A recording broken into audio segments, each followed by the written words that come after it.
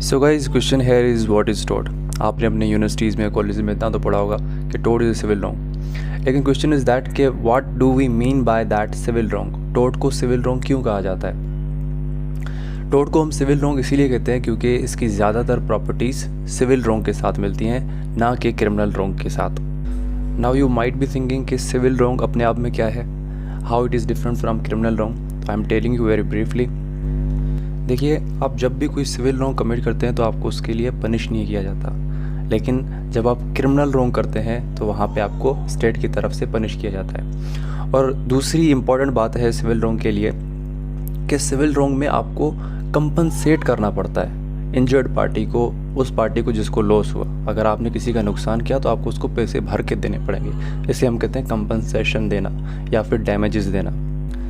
Civil wrong और criminal wrong में एक डिफरेंस ये भी है कि सिविल रॉन्ग में आपको खुद जाके केस को स्टार्ट करना पड़ता है, लेकिन क्रिमिनल रॉन्ग में ऐसा नहीं होता। वहाँ पे विक्टिम के विशेस के ख़िलाफ़ विक्टिम चाहे या ना चाहे स्टेट खुद केस स्टार्ट करेगा। फॉर एग्ज़ाम्पल, एक भाई दूसरे भाई को मारता है और फिर बाद में कहता है कि पुलिस की इंटरफेरेंस नहीं चाहिए, हमें कोर्ट की इंटरफेरेंस नहीं चाहिए क्योंकि हमारे घर का मामला है। नहीं सर, ये आपके घर का मामला नहीं है, ये स्टेट का मामला है। आपने सोसाइटी, पूरे पब्लिक के राइट्स वायलेट किए हैं और इसी ही वजह से यहाँ पे एक्शन खुद स्टेट की तरफ से लिया जाता है, वेदर विथ और without the wishes of victim. इसके अलावा गाइस, अगर आप और भी ज़्यादा इन दोनों में डिफरेंसेस जानना चाहते हैं तो आपको हमारा सेकंड लेक्चर देखना चाहिए टोट का। आई होप कि अब आपको इतनी बात समझ आ गई होगी कि हम टोट को सिविल रॉन्ग क्यों कहते हैं। इसलिए कहते हैं क्योंकि इसकी सारी प्रॉपर्टीज़ सिविल रॉन्ग के साथ मिलती हैं। अब नेक्स्ट पॉइंट यहाँ पे यह है कि जो वर्ड टोट है वो लैटिन वर्ड टोटम से लिया गया है, जिसके माने हैं रॉन्ग। आई होप कि आपको ये पॉइंट आपके टीचर्स ने पढ़ाया होगा, लेकिन वी नीड टू अंडरस्टैंड कि ये पॉइंट पढ़ाने का मकसद क्या था। बेसिकली ये पॉइंट हिस्ट्री को इंडिकेट करता है। देयर वॉज अ टाइम जब टोट के लिए कोई रेमेडी नहीं थी। Remedy was only available for crime. और जैसा कि मैंने आपको अभी भी बताया कि टोट इज़ नॉट क्राइम। टोट क्या है? टोट एक रॉन्ग है, सिविल रॉन्ग। तो जैसे जैसे हमारा world time to time develop होता रहा, वैसे वैसे हमने छोटी सी छोटी चीज़ के लिए जस्टिस प्रोवाइड करने का कॉन्सेप्ट लाया। वैसा ही एक कॉन्सेप्ट था 19th और 18th सेंचुरी के बीच में जो डेवलप हुआ, और इसको हमने नाम दिया लॉ ऑफ टोट्स। लॉ ऑफ टोट्स वो कॉन्सेप्ट है जो कि आपको छोटी सी छोटी चीज़ के लिए भी कोई ना कोई रेमेडी ज़रूर प्रोवाइड करता है। फॉर एग्ज़ाम्पल, आप रोड की साइड से जा रहे हैं और वहाँ पे अचानक एक नवाबज़ादा अपनी कार से शानदार ड्रिफ्ट मारता है, जिसके नतीजे में आपके पूरे कपड़े ख़राब हो जाते हैं, आपके ऊपर कीचड़ गिरता है। तो क्या ये क्राइम है? नहीं सर, ये क्राइम नहीं है। अगर क्राइम नहीं है तो क्या हमें इसके लिए कोई रेमेडी नहीं मिलेगी? बिल्कुल, टोट आपको इसके लिए रेमेडी देगा। आपको जो नुकसान हुआ वो टोट लॉ आपको भर के देगा।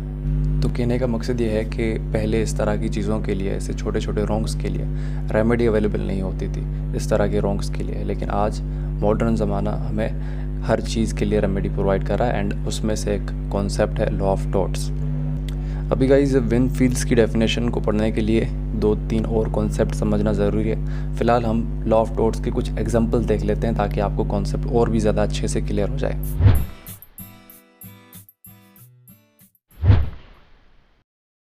गाइस, आप जितने भी एग्जांपल्स देख रहे हैं, like nuisance, negligence, defamation, trespass, assault, battery, इन सब पे हमने अलग अलग वीडियोस बनाई हैं। आप उनको ज़रूर चेक कीजिएगा। यहाँ पे आपको बस मैं ब्रीफली बता देता हूँ ताकि आपको थोड़ा सा लॉ ऑफ टोट का कॉन्सेप्ट आ जाए। न्यूसेंस हम इस तरह से कहते हैं कि किसी को इनाय करना, किसी को डिस्टर्ब करना। फॉर एग्जांपल, आप रात को 3 बजे, अनरीज़नेबल टाइम है ये, आप एक अनरीज़नेबल टाइम पे लाउड वॉल्यूम पे सॉन्ग्स चला रहे हैं, आप पूरे मोहल्ले को डिस्टर्ब कर रहे हैं, और अगर इस डिस्टर्बेंस की वजह से किसी को नुकसान पहुंच रहा है तो यू आर कमिटिंग टोट, और आपको वो नुकसान भर के देना होगा। तो यार, अब बात करते हैं नेग्लिजेंस की। नेग्लिजेंस लॉ ऑफ टोट्स का सबसे बड़ा कॉन्सेप्ट है, सबसे ज़्यादा केसेस भी इसके ही होते हैं। नेग्लिजेंस को अगर मैं सिंपल वर्ड्स में डिफ़ाइन करूँ तो आप कह सकते हैं एक तरह की लापरवाही। अगर आपकी लापरवाही की वजह से किसी को कोई नुकसान पहुँचता है तो उसको हम नेग्लिजेंस कहेंगे, and you are bound to pay that loss. For example, आपने अपने फियर्स डॉग को बाहर खुले में छोड़ दिया और अगर वो डॉग किसी को काटता है तो ये आपकी लापरवाही की वजह से हुआ, आपकी नेग्लिजेंस कहेंगे हम इसको, और आपको कंपनसेट करना पड़ेगा जिस किसी को भी नुकसान हुआ। इसी तरह से नेग्लिजेंस के बहुत से मिसाल हो सकते हैं। अब बात करते हैं डेफेमेशन की। डेफेमेशन मतलब किसी को बदनाम करना गलत तरीके से। एक शख्स ने एक बात कही भी नहीं, आपने उसके लिए कोई फॉल्स स्टेटमेंट पब्लिश कर दिया और जिससे उसके रेपुटेशन को नुकसान पहुंचता है, तो ये भी एक टोर्ट है जिसे हम डेफेमेशन कहते हैं। आगे हम बात करते हैं ट्रेसपास की। तो ट्रेसपास यानी अगर कोई भी शख्स आपकी कंसेंट के बगैर, आपकी परमिशन के बगैर आपकी लैंड या फिर प्रॉपर्टी पे आता है तो उसे ट्रेसपास कहा जाएगा। ये भी एक टोर्ट है, इसके लिए भी आपको रेमेडी मिल सकती है। So finally here is assault.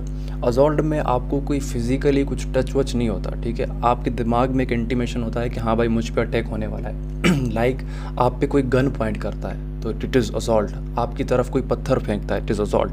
Tort आपको इसके लिए भी रेमेडी प्रोवाइड करता है। हालांकि इस पर कुछ जो है हमने इसको पेनलाइज़ किया हुआ है। बहुत सी यहाँ पे टोर्ट के ऐसे कॉन्सेप्ट है जिनको जो कि हमारे पाकिस्तान पेनल कोड और IPC में मौजूद हैं। अब बात करते हैं बैटरी की। तो बैटरी में हर तरह के अनवांटेड टच, फिज़िकल कांटेक्ट आ जाते हैं, वेदर वो हर्ट हो या हर्ट ना हो, ठीक है। तो ये इसकी अलग सी वीडियो आएगी, तब उसको आप और भी ज़्यादा अच्छे से समझ पाएंगे। यहाँ पे एक बहुत ही छोटा सा कॉन्सेप्ट, टोर्ट फीजर। जो भी टोर्ट कमिट करता है उसको हम टोर्ट फीजर कहते हैं, सही है।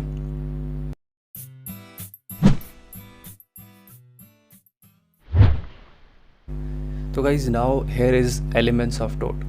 तो हम किसी भी चीज़ के एलिमेंट इसलिए पढ़ते हैं क्योंकि हमें पता चल सके कि ये चीज़ किन पर्टिकुलर इंग्रेडिएंट से बना हुआ है।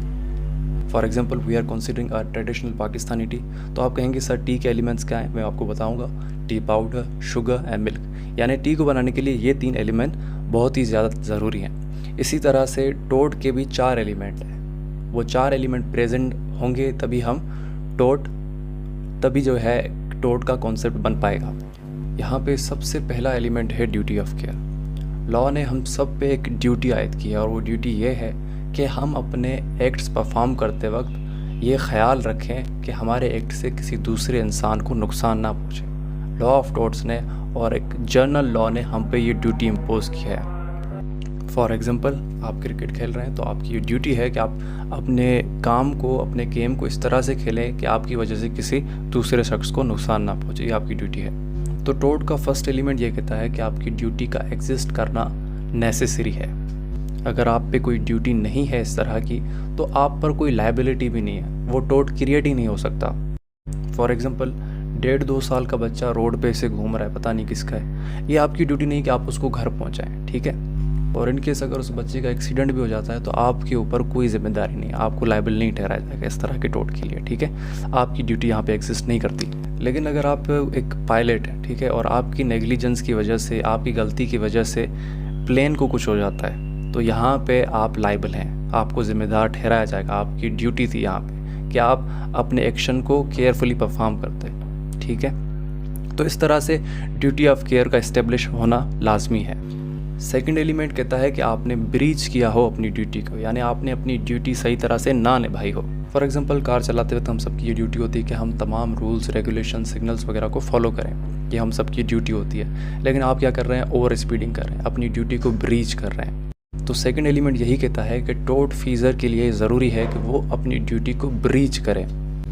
थर्ड एलिमेंट हमें बताता है कि कोई नुकसान हुआ हो किसी को, ठीक है। आपने जो अपनी ब्रीच ऑफ ड्यूटी की उसके वजह से किसी को नुकसान हुआ, ठीक है। आपने ओवर स्पीडिंग की, आपने अपनी ड्यूटी को ब्रीच किया, आप ओवर स्पीड पे गए। अब इसकी वजह से क्या हुआ, किसी को नुकसान पहुंचा, आपने गाड़ी ठोक दी किसी की, ठीक है। तो यही बताता है थर्ड एलिमेंट कि किसी का नुकसान होना भी बहुत ज़्यादा ज़रूरी है। फोर्थ एलिमेंट हमें ये बताता है कि आपका जो नुकसान हुआ उसका ताल्लुक़ होना चाहिए डिफेंडेंट यानी टोर्ट फीजर के एक्शन के साथ।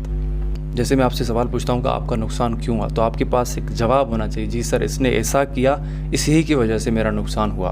अगर हम लास्ट एग्जांपल को देखें तो आप ये कह सकते हैं कि सर ये रेस ड्राइविंग कर रहा था, ये कार बहुत ही नेग्लिजेंटली चला रहा था, ओवर स्पीडिंग कर रहा था और इसी की वजह से मेरा नुकसान हुआ। तो यहाँ पे आप एक्शन और उसकी कंसिक्वेंसेस का आपस में रिलेशन देख सकते हैं। ओवर स्पीडिंग की वजह से ये नुकसान हुआ, अगर ओवर स्पीडिंग ना करता तो ये नुकसान भी ना होता। तो गाइस अगर ऐसे ही 4 एलिमेंट्स प्रेजेंट होंगे तभी जाके एक टोर्ट स्टैब्लिश होगा। नाउ लेट्स सी विनफील्ड्स डेफिनेशन, उसके मायना अब हम सही से समझ पाएंगे। अगर साफ अल्फाजों में विनफील्ड्स की डेफिनेशन को इंटरप्रेट करें तो वो कहता है कि एक ड्यूटी जो कि हम सब पे लॉ की तरफ से जनरली इम्पोज की गई, यानी हम सब पे वो इम्पोज्ड है, एक तरह से लिखा हुआ है ना, the duty is towards person generally. और ये आगे बताता है कि ये टोर्ट की लायबिलिटी, एक शख्स टोर्ट के लिए तभी जिम्मेदार ठहराया जाता है वो जब ड्यूटी ऑफ केयर को ब्रीच करता है। अभी मैंने आपको पढ़ा ना कि हम सब पे एक ड्यूटी ऑफ केयर है, और जब भी कोई शख्स उस ड्यूटी ऑफ केयर को ब्रीच करता है तो वो टॉर्ट के लिए लायबल हो जाता है, उसको टॉर्ट के लिए ज़िम्मेदार ठहराया जाता है। फिर आगे हमें ये बताता है कि अगर कोई शख्स टॉर्ट कमिट करता है तो उसे कंपनसेट करना पड़ेगा, उसे नुकसान की भरपाई करनी पड़ेगी। यहाँ पे कह रहा है it's breach is retraceable by the action of unlocated damages, यानी अगर आपने ड्यूटी ऑफ केयर की ब्रीच की है तो उसकी भरपाई जो है वो आप अनलोकेटेड डैमेजेस देकर कर सकते हैं। अब आप सोच रहे होंगे कि अनलोकेटेड डैमेजेस क्या हैं, तो अनलोकेटेड और लोकेटेड डैमेजेस के बीच का डिफरेंस, इन दोनों कॉन्सेप्ट को समझने के लिए आपको हमारा तीसरा टॉर्ट का लेक्चर सुनना होगा, ठीक है। आई होप गाइस आपका कॉन्सेप्ट क्लियर हो गया होगा। अगर अब भी कोई क्वेरी है तो आप कमेंट सेक्शन में पूछ सकते हैं या फिर मेरे सोशल मीडिया अकाउंट्स पे कांटेक्ट कर सकते हैं, link in the description. Thank you so much guys, have a nice day.